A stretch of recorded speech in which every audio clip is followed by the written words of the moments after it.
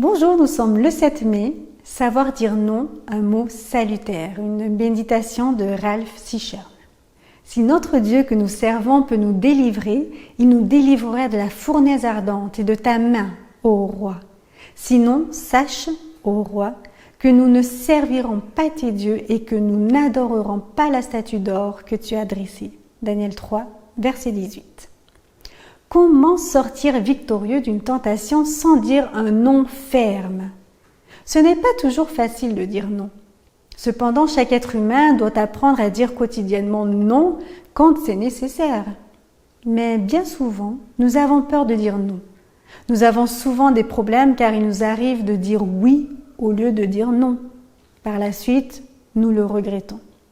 Nous devons apprendre à dire non sans rougir quand c'est nécessaire. Plusieurs noms ont été source de souffrance. Dieu dit à Adam et Ève de ne pas manger du fruit de l'arbre de la connaissance du bien et du mal. Le serpent dit à la femme « Pas du tout !» Aussi, Ève a dit non à l'ordre de Dieu. Adam et Ève se cachent la peur au ventre. Dieu porte un regard favorable sur l'offrande d'Abel, mais pas sur celle de Caïn, son frère. Rempli de colère, Caïn tue son frère. Si seulement il avait dit non à sa colère.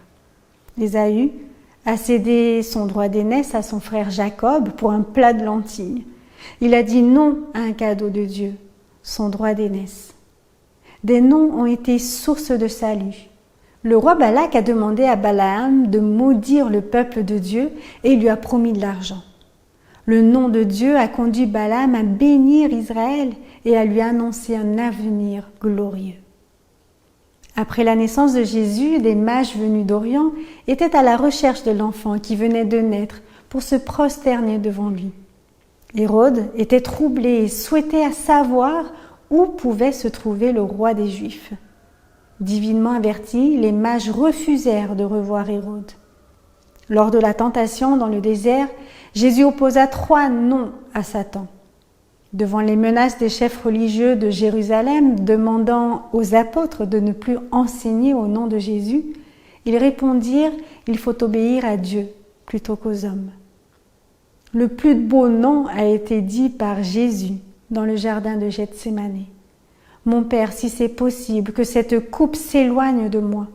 Toutefois, non pas comme je veux, mais comme tu veux. » Le non, N-O-N de Jésus, est le oui pour le salut de tous ceux qui croient en lui.